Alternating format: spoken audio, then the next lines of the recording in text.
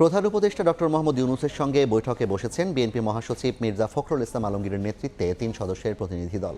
সন্ধ্যায় রাষ্ট্রীয় অতিথি ভবন যমুনায় বিএনপি মহাসচিব সহ প্রতিনিধি দলের সদস্যরা প্রবেশ করেন। বিএনপি মহাসচিবের সঙ্গে আছেন স্থায়ী কমিটির সদস্য সালাউদ্দিন আহমেদ ও অবসরপ্রাপ্ত মেজর হাফিজউদ্দিন আহমেদ। দলীয় সূত্র জানিয়েছে, দেশের বর্তমান পরিস্থিতি, দ্রব্যমূল্যের ঊর্ধ্বগতি, ফ্যাসিস্টদের ষড়যন্ত্র, সংস্কার ও নির্বাচনের সময় নিয়ে আলোচনা হতে পারে।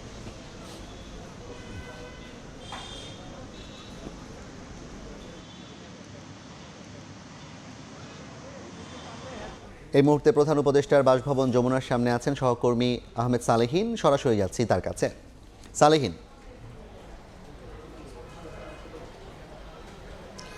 দেশের চলমান রাজনৈতিক পরিস্থিতি, নানা ধরনের ষড়যন্ত্র, অস্থিরতা, এইসব বিষয়সহ আগামী নির্বাচন কবে হবে, কবে নাগাদ হবে এবং কীভাবে হবে, এছাড়াও দেশের যে বর্তমান বাজার পরিস্থিতি, দ্রব্যমূল্যের অস্থিরতা, সীমাহীন যে দুর্ভোগ মানুষের মধ্যে, এই সমস্ত বিষয়গুলো নিয়ে আজকে প্রধান উপদেষ্টা ডক্টর মোহাম্মদ ইউনূসের বাসভবন যমুনায় এসেছেন বিএনপির প্রতিনিধি দল, যেখানে বিএনপির মহাসচিব মির্জা ফখরুল ইসলাম আলমগীরের নেতৃত্বে সঙ্গে রয়েছেন দলটির স্থায়ী কমিটির সদস্য মেজর অবসরপ্রাপ্ত হাফিজউদ্দিন আহমেদ ও সালাউদ্দিন আহমেদ।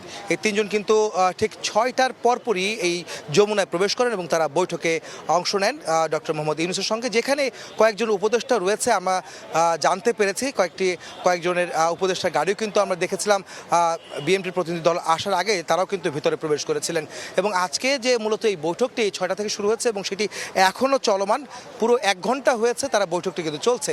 এবং এই বৈঠকে মূলত আগামী নির্বাচন কবে নাগাদ হতে পারে, কীভাবে হবে এবং এই বছরের মধ্যে নির্বাচন সম্ভব কিনা, যদি বিএনপি দাবি করে আসছে যে এই বছরের মধ্যেই নির্বাচন হওয়া বা অনুষ্ঠিত হতে পারে, সেই বিষয়গুলো যৌক্তিকতা তুলে ধরতেই কিন্তু আজকের এই বৈঠকটি অনুষ্ঠিত হচ্ছে বলে আমরা জানতে পেরেছি। একই সঙ্গে দেশে যে বর্তমান যে চলমান রাজনৈতিক পরিস্থিতি এবং যে অস্থিরতা তৈরি হচ্ছে সামাজিকভাবে, নানা রকমের যে আন্দোলন, দাবি দাওয়ানে রাজপথ অবরোধ করা সহ বিভিন্ন অস্থিরতা রয়েছে, সেসব বিষয়গুলো কিন্তু এখানে আসছে, এই বৈঠকে আলোচনা হচ্ছে। এবং এটি কিন্তু শুধুমাত্র বিএনপির প্রতিনিধি দলই আজকে এই ডক্টর মোহাম্মদ ইউনূসের সঙ্গে তার বাসভবনে বৈঠক করছেন। আপনারা জানেন যে এর আগে যতবারই বৈঠক হয়েছে বিভিন্ন রাজনৈতিক দলের সঙ্গে ডক্টর মোহাম্মদ ইউনূসের সঙ্গে তার যমুনার বাসভবনে বৈঠক হয়েছিল, সেবার কিন্তু বিএনপি অংশগ্রহণ করেছিল। তবে এবার শুধুমাত্র বিএনপি অংশগ্রহণ করছেন, তার বৈঠকে তারা জরুরি বৈঠক ডেকেছে গতকাল আমরা জানতে পেরেছিলাম। এবং ঠিক 6টায় কিন্তু তারা বৈঠকটি তারা এখানে আসেন এবং বৈঠকটি 6টা 5 বা 7 নাগাদ বৈঠকটি শুরু হয়, যেটি এখনও চলমান রয়েছে। আপনারা জানেন যে দেশে যে বর্তমান যে পরিস্থিতি তৈরি হচ্ছে, যে রাজনৈতিক অস্থিরতা এবং বিভিন্ন ধরনের অরাজকতা এবং বিভিন্ন সময় যে হামলা ভাঙচুরের ঘটনাও ঘটছে, সেসব বিষয়গুলো আসলে কারা করছে, কীভাবে করছে, বিশেষ করে পতিত ফ্যাসিস্ট সরকার তারা ষড়যন্ত্র করছে, এই ধরনের রাজনৈতিক দলগুলোর মধ্যে থেকে অভিযোগ আসছিল।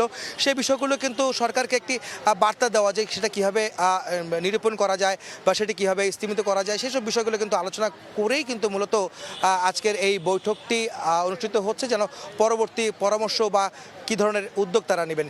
তো এখনও পর্যন্ত বৈঠকটি চলছে। কিছুক্ষণের মধ্যে হয়তো বৈঠক থেকে বেরিয়ে এসে মির্জা ফখরুল ইসলাম আলমগীর বিএনপি যারা প্রতিনিধি দল আছেন তারা গণমাধ্যমে বক্তব্য রাখবেন, তারা জানাবেন আসলে বৈঠকের আলোচনায় কী ছিল। তো এই ছিল আমার কাছে যমুনায় অর্থাৎ ডক্টর মোহাম্মদ ইউনূসের বাসভবনের সামনে থেকে তাদের বৈঠকের সবশেষ খবর।